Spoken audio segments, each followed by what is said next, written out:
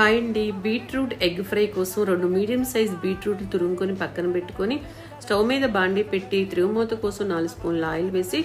తిరుగుమూత వేగిన తర్వాత దీంట్లో